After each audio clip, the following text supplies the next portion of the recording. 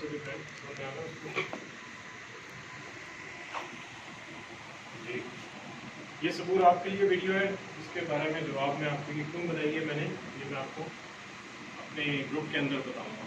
शुक्रिया।